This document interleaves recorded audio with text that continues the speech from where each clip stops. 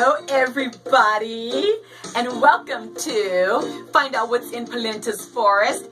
I am Pelenta, and this is my forest. Grab yourself a glass of water or a cup of tea and spend the next few minutes with me. And like I always tell you, don't believe everything you hear. Check your facts, do your own research. Look, what that means is I'm not always telling the truth. What are you thinking? Ah, don't you want to know what my butterflies are saying? What? Don't you want to know what my butterflies are talking? This is, come on in. Come on in. Find out what's in my forest. Yes.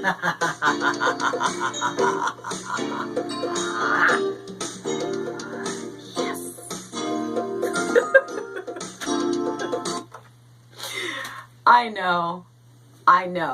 You don't have to tell me I'm a hot mess, a little bit crazy, but I got something for you.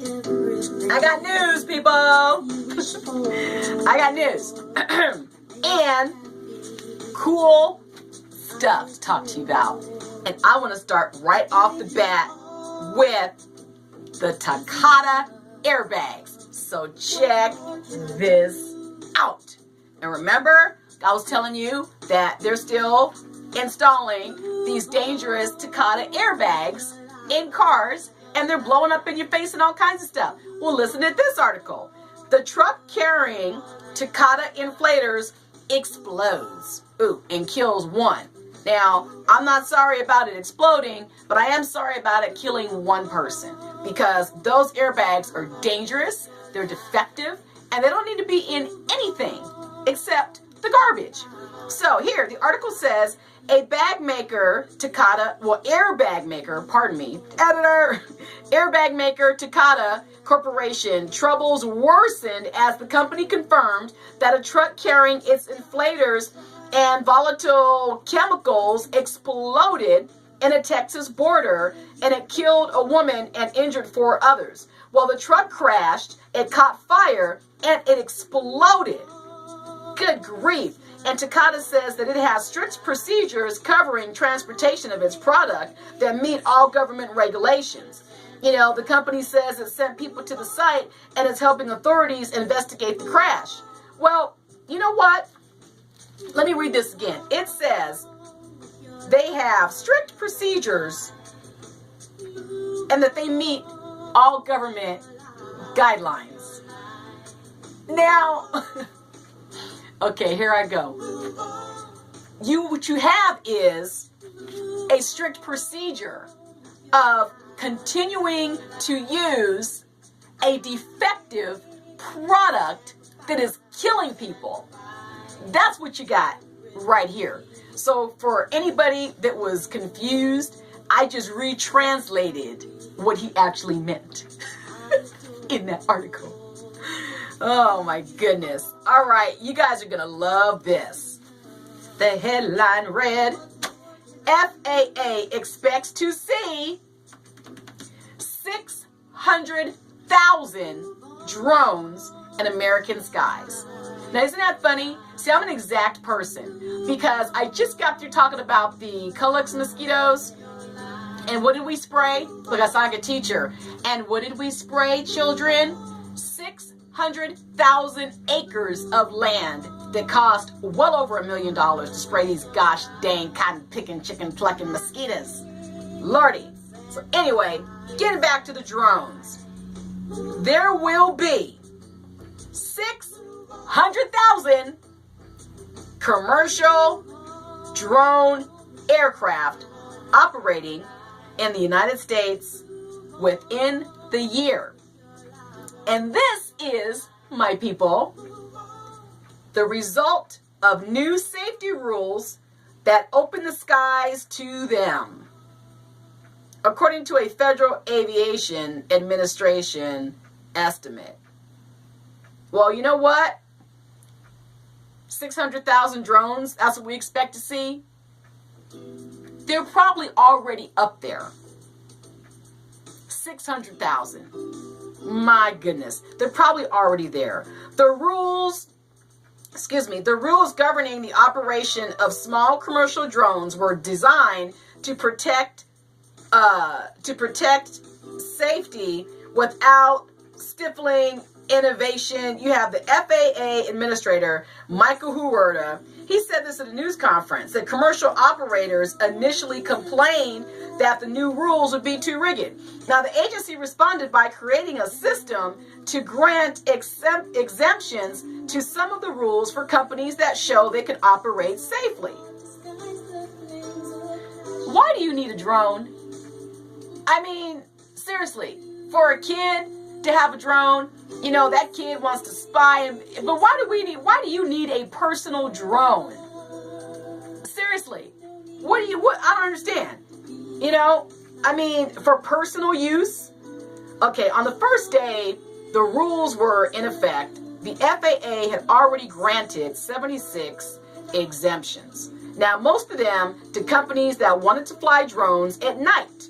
But with these rules, we have created an environment in which emerging technology can be rapidly introduced while protecting the safety of the world's busiest, most complex airspace. So Transportation Secretary Anthony Fox said that people captivated by the limitless possibilities of unmanned aircraft. So it says here that the few thousand commercial drones that had been granted waivers to operate have been used to monitor crops, inspect bridges and transmission lines, assist firefighters, film, movies, create real estate, wedding videos, among dozens of other uses. So there, that just answered my question, because what did I say a minute ago with an attitude? Who needs a damn drone? What are you doing with the damn drone?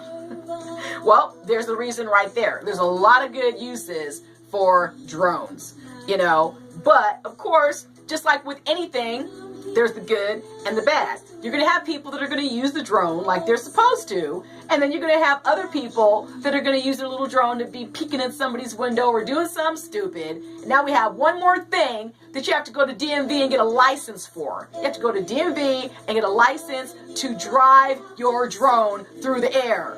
Jeez Louise. In general, the new rules apply to drones weighing 55 pounds or less, and they're required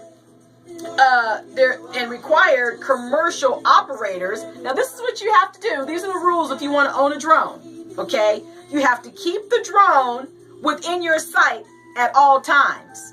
So that means you can't be peeping in my window. You have to keep the drone from flying over people not involved in their operation. So don't be cruising around my crib, mister. Limit drone operation to hours. To the hours from a half hour before sunrise and a half hour after sunrise. And limit speed to no more than 100 miles per hour and fly no higher than 400 feet. So drone operators, listen to this. They're not going to make it easy for you folks. Drone operators must also pass a test of their aeronautical knowledge administered by the FAA. Now, more than 3,000 people had registered with the FAA to take the test. Now, the Airline Pilots Association complained that the new regulations are missing a key component because there's no requirement that the drone operators first have to have a FAA pilot license to fly a plane. You see that? So like I said, they're not going to make it easy. All this drone drama, they're going to make it as difficult. This is off the hook. The FAA considered requiring drone operators to have a manned aircraft pilot license, but relented when the drone industry complained that the time and expense involved in obtaining a license, including considerable time practicing and flying a plane, would just be prohibitive. So, you know, you want to go out and get yourself a drone, you're going to have, you got a lot of work to do. Okay? My goodness. Moving right along. Here's a really cool article that I found. Your dog really does know what you're saying. This is what a study shows. And it says here that trained dogs participate in a study to investigate how they process speech, gather, and scatter and hungry and all this kind of stuff. But anyway, it says here, your dog gets you. He really gets you. So say scientists in Hungary who have published a groundbreaking study that found that dogs understand both the meaning of words and the intonation used to speak them. Now, put simply, even if you use a very excited tone of voice to tell the dog he's going to the vet, he'll probably see through you and be bummed about going. It had already been established that dogs respond to human voices better than their wolf brethren. And they're also able to match hundreds of objects to words and can also be directed by human speech. But the new findings mean dogs are more like humans. They're more like humans than previously known. Actually, they process language using the same regions of the brain as people do. Now, according to the researchers whose paper was published in Science to determine this, Attila Endix and colleagues at Lorna University in Budapest recruited 13 family dogs. Now, they're mostly golden retrievers and border collies, but they train them to sit still for 7 minutes if an fMRI scanner measured their brain activity. That's pretty neat. So a female trainer familiar to the dogs then spoke words of praise that all their owners said they used, and that's it. Now, that's pretty clever and well done. And neutral words such as yet and if, which the researchers believe were meaningless to the animals, each dog heard each word in both a neutral tone and a happy attaboy tone. That's really interesting. Now, using the brain activity images, the researchers saw that the dogs processed the familiar words regardless of the annotation. And they did so using the left hemisphere of their brain, just like we do, just like humans. So tone, on the other hand, was analyzed in the auditory regions of the right hemisphere, just as it is in people.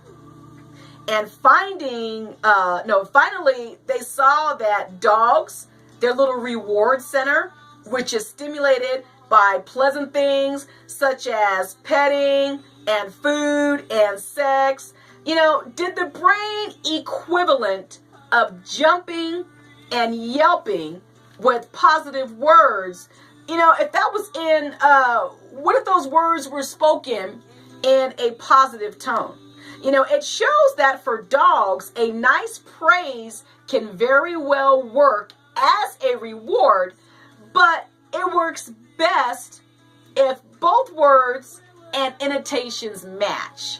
Are you following me? Because I know this is just, I'm reading this and I'm hearing it in my head and it's really, really detailed and complicated.